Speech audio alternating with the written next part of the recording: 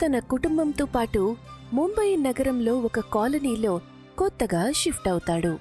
సురేష్ భార్య దివ్య, తన 15 ఏళ్ల కొడుకు నీరజ్ తమ కొత్త ఇంట్లో చాలా సంతోషంగా ఉంటారు. నాన్న, ఈ ఇల్లు చాలా అందంగా ఉంది.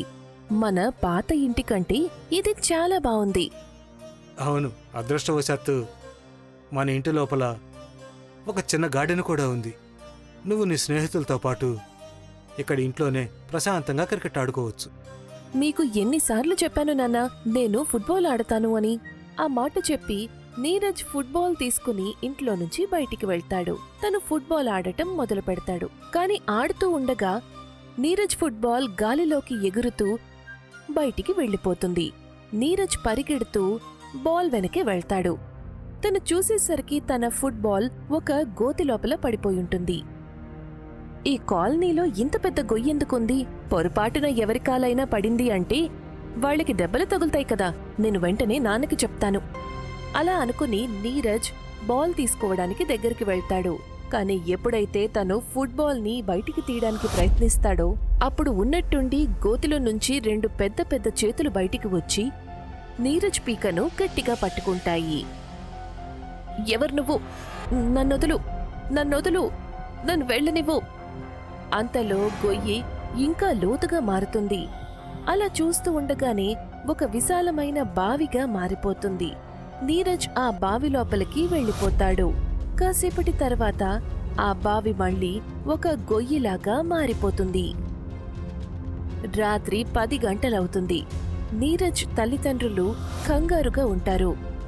ఒకసారి వెళ్ళి చూడండి, నీరజ్ ఇంకా ఇంటికి రానేలేదు. నాకు కూడా చాలా కంగారుగా ఉంది దివ్య. నేను ఈ కాలనీలో ప్రతి ఒక్కరిని అడిగాను, కానీ ఎవరు కూడా నీరజ్ని చూడలేదట. మనం ఇక్కడికొచ్చి 2 రోజులే అయ్యింది. ఇంకా తనకి స్నేహితులు కూడా ఎవరూ లేరు.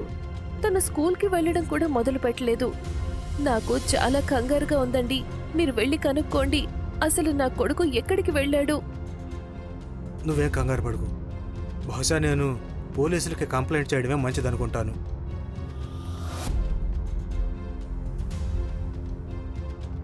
సురేష్ తన కార్లో తిన్నగా పోలీస్ స్టేషన్కి వెళ్తాడు. అతను ఇన్స్పెక్టర్ని కలిసి ఇలా అంటాడు. ఇన్స్పెక్టర్ గారు, నా కొడుకు గత 5 గంటల నుంచి కనిపించడం లేదు. మీ కొడుకు వయసు ఎంత ఉంటుంది? 15 ఏళ్ళు. తన స్నేహితులతో పాటు ఏటైనా ఎంజాయ్ చేయడానికి వెళ్ళుంటాడు. ఈ కాలం పిల్లల గురించి మీకు తెలుసు కదా, చిన్న చిన్న విషయాలకు కూడా పార్టీలు చేసుకోవడం వీరికి అలవాటైపోయింది. కంగారు పడకండి, కాసేపట్లో ఇంటికి తిరిగి వస్తాడులే. మీరెందుకు నా మాట వినిపించుకోవడం లేదు? మేము ఈ ఊరికి కొత్తగా షిఫ్ట్ అయ్యాం. ఈ నగరంలో ఇంకా నా కొడుకు ఎవరు స్నేహితులు కూడా లేరు. మీరు ముంబైలో ఎక్కడికి షిఫ్ట్ అయ్యారు? అది దగ్గరలో ఫ్రెండ్స్ కాలనీ ఉంది కదా. మేము 2 రోజుల క్రితం ఆ కాలనీకే షిఫ్ట్ అయ్యాం.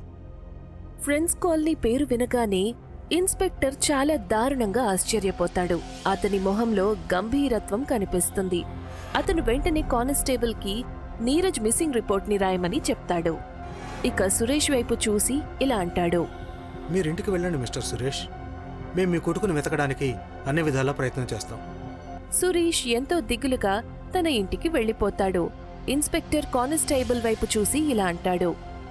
కానిస్టేబుల్, నాతో పద. కాసేపట్లో ఇన్స్పెక్టర్ కానిస్టేబుల్తో పాటు ఫ్రెండ్స్ కాలనీలో ఉన్న వాళ్లందర్నీ కూడా అడగటం మొదలు పెడతాడు. ఇన్స్పెక్టర్ ఒక వ్యక్తితో ఇలా అంటాడు. అసలు నువ్వు నా మాట వినే ప్రయత్నం ఎందుకు చేయడం లేదు? ఈ ఏరియాలో మిస్ అయిన పిల్లవాడు 5వ వాడు. కానీ మీరు మాత్రం నోరు తెరవడం లేదు. ఎందుకేమి చెప్పడం లేదు? దయచేసి నా మాట నమ్మండి ఇన్స్పెక్టర్ గారు. నాకేమీ తెలియదు. అది ఎలా సాధ్యమవుతుంది? చూడు, నువ్వెవరికీ భయపడనక్కర్లేదు. ఒకవేళ ఈ కాలనీలో నీకు ఎవరు అనుమానాస్పద స్థితిలో కనిపించినా సరే నువ్వు నాకు వెంటనే చెప్పొచ్చు. నీ పేరుని రహస్యంగా ఉంచుతాం. మీరు నా సమయాన్ని వృధా చేస్తున్నారు ఇన్స్పెక్టర్ గారు. నన్ను వెళ్ళనివ్వండి. ఆ మాట చెప్పి ఆ వ్యక్తి అక్కడి నుంచి వెళ్ళిపోతాడు. ఇన్స్పెక్టర్ ఎంతో కోపంగా తన కారులో కూర్చుని కానిస్టేబుల్తో ఇలా అంటారు. నాకు అసలు అర్థం కావడం లేదు, ఈ కాలనీ వాళ్ళ మనసులో మానవత్వం ఉందా లేదా అని. ఈ కాలనీలో ఇప్పటికే 5గురు మిస్ అయ్యారు. అసలు పిల్లల్ని ఇలా కిడ్నాప్ చేసి ఎవరు తీసుకెళ్తున్నారు? కానిస్టేబుల్ ఇన్స్పెక్టర్ మొహాన్ని చాలా దీర్ఘంగా చూస్తూ ఇలా అంటాడు. ఒక మాట చెప్పనా సార్? తప్పుగా అనుకోరు కదా? చెప్పు, ఏంటి విషయం? సార్, మీరు బహుశా నోటీస్ చేయలేదేమో. మీరు ఎప్పుడు ఈ కాలనీ వాళ్ళని పిల్లలు మిస్ అయిన దాని గురించి అడగడానికి ప్రయత్నం చేసినప్పుడల్లా అప్పుడు వాళ్ళ మొహం మీద ఒక విచిత్రమైన భయం కనిపిస్తుంది. బహుశా మీరు నోటీస్ చేయలేదనుకుంటుంది. వాళ్ళందరూ కూడా చాలా భయపడిపోతున్నారు. అయితే నువ్వేం చెప్పాలనుకుంటున్నావు? నాకైతే ఇక్కడేదో భూత ప్రేతాల విషయం ఉందనుకుంటున్నాను. లేదంటే మీరే చెప్పండి సార్. ఈ కాలనీలో కనిపించకుండా పోయిన 5 పిల్లల్ని వెతకటం కోసం ప్రతి మూలా చూశాము.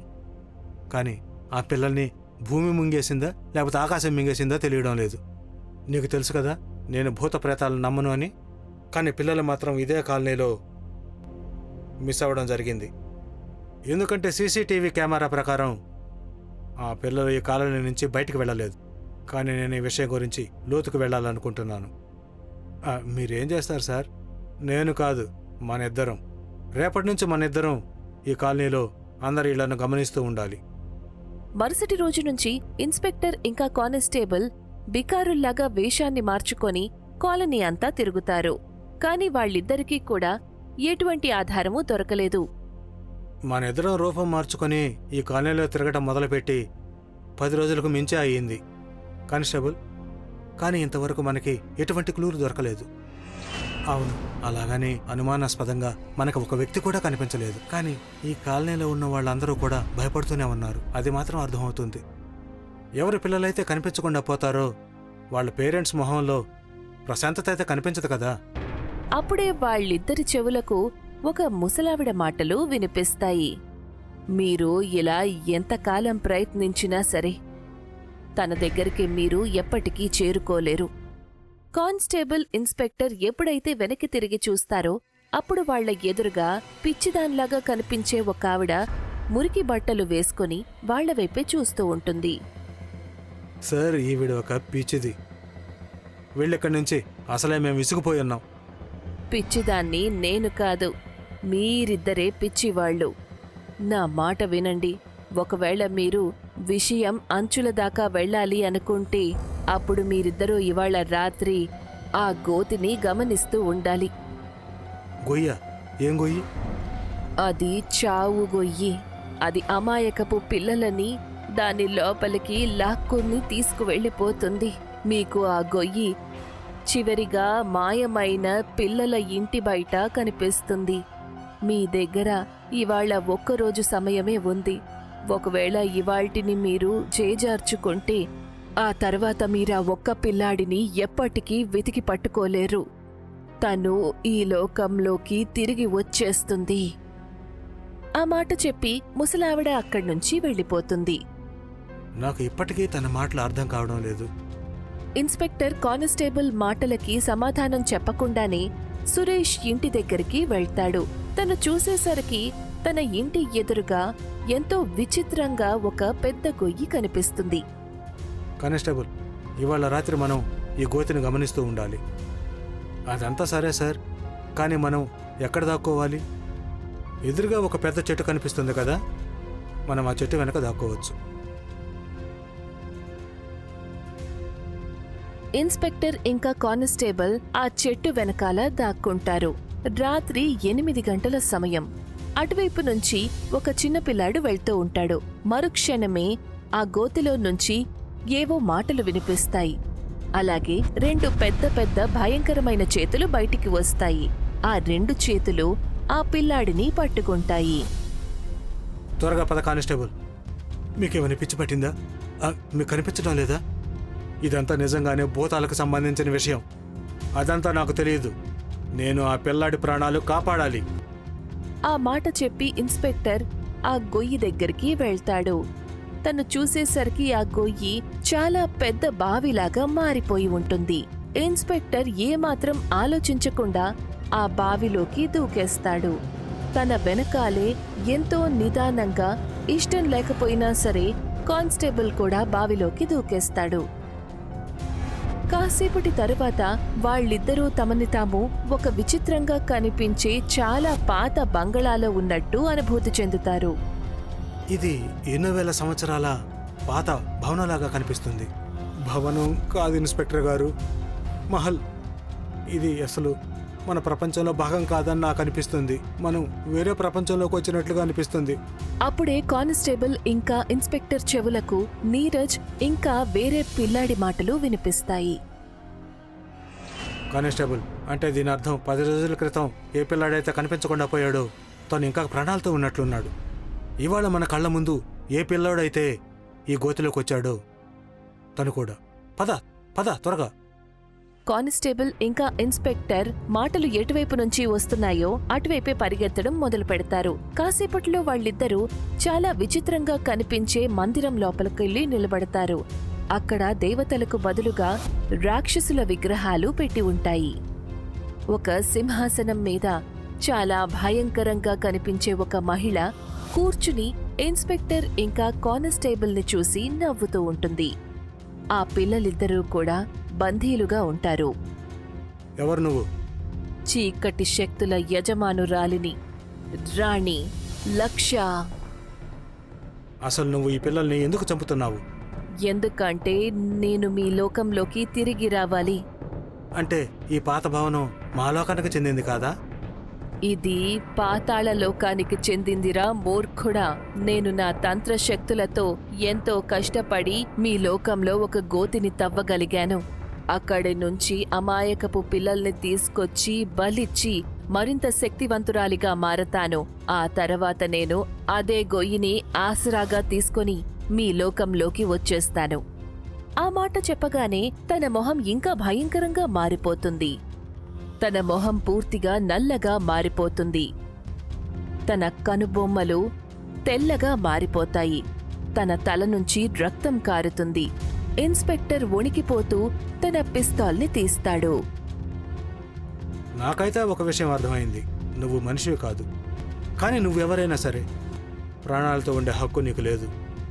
ఆ మాట చెప్పి ఇన్స్పెక్టర్ పిస్తాల్లో ఉన్న బుల్లెట్స్ అన్నిటితో ఆ భయంకరమైన లేడీని కాలుస్తాడు.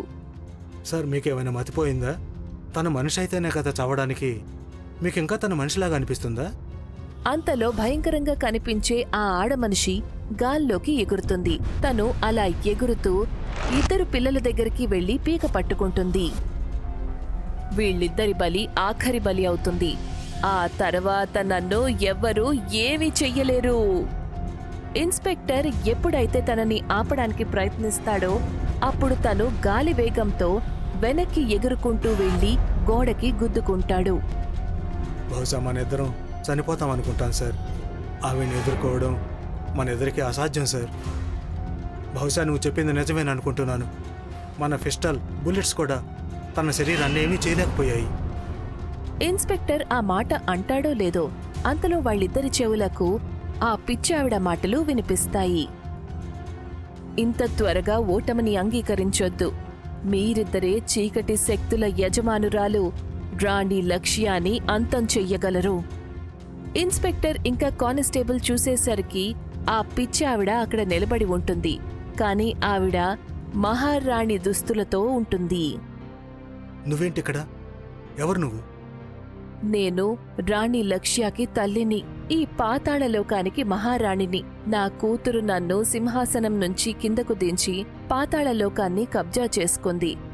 ఇప్పుడు తను మానవుల బలి ఇచ్చి మానవుల లోకంలోకి రావాలనుకుంటోంది. అప్పుడు వాళ్ళందరి రక్తాన్ని చింతించి రాక్షసులను సంతోషపెట్టచ్చు అని.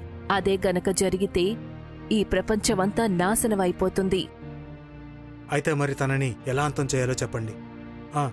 మీరు తన తల్లి కదా, మీకు అది తెలిసే ఉంటుంది. ఎవరైనా స్వచ్ఛమైన మనసున్న మనిషి ఈ విగ్రహాలను తన చేతులతో పగలగొడితే రాణి లక్ష్య మాయమయి భస్మమైపోతుంది. నా మనసు మంచిది కాదు సార్. మీరు జీవితంలో ఎప్పుడూ లంచం అనేది తీసుకోలేదు. అందరి గురించి మీరు ఎప్పుడు మంచిగానే ఆలోచిస్తూ ఉంటారు. అందుకే ఈ పని మీరే చేయండి సార్. ఆవిడ చాలా పెద్ద సుత్తిని ఇన్స్పెక్టర్ చేతిలో పెడుతుంది. ఇన్స్పెక్టర్ ఎంతో బలంగా ఆ విగ్రహాల్ని పగలగొట్టడం మొదలు పెడతాడు. విగ్రహం విరిగిపోగానే ఆ భయంకరమైన ఆడది పిల్లలని వదిలేస్తుంది. తను గట్టిగా అరవటం మొదలు పెడుతుంది. "ఆ! ఆ! ఆ! ఏం చేస్తున్నావురా మూర్ఖుడా? నన్ను వదిలిపెట్టు. నేను నిన్ను పాతాళ లోకానికి రాజును చేస్తాను." నేను ఏ లోకానికి రాజును కాదు. నాకు కావాల్సిందల్లా నువ్వు అంతం కావడం మాత్రమే. ఆ మాట చెప్పి ఇన్స్పెక్టర్ ఆఖరి విగ్రహాన్ని కూడా పగలగొడతాడు. భయంకరంగా కనిపించే ఆడమనిషి కాలి బూడిదైపోతుంది. ఆమె భస్మం కాగానే ఇన్స్పెక్టర్, కానిస్టేబుల్, పిల్లలు గోతులో నుంచి బయటికి వచ్చేస్తారు. ఆ తర్వాత వాళ్లకి అక్కడసలు గోతులేవీ కనిపించవు. నిజానికి సార్, ఈ సంఘటన గురించి మీరు రిపోర్ట్లో ఏమని రాసుకుంటారు? కొన్ని సంఘటనల గురించి మనం రిపోర్ట్లో రాయడానికి ఉండదు, కానీ వాటిని మనం ఎప్పుడూ గుర్తుపెట్టుకుంటాం. ఆ మాట చెప్పి ఇన్స్పెక్టర్ నీరజ్ ఆ పిల్లల వైపు చూసి ఇలా అంటాడు. ఇక మీరిద్దరూ మీ ఇళ్లకు వెళ్ళొచ్చు. ఆ పిల్లలిద్దరూ ఎంతో సంతోషంగా తమ తమ ఇళ్లకు వెళ్ళిపోతారు. ఇక ఇప్పుడు ఆ గొయ్యి రహస్యం గురించి ఎవరూ భయపడరు.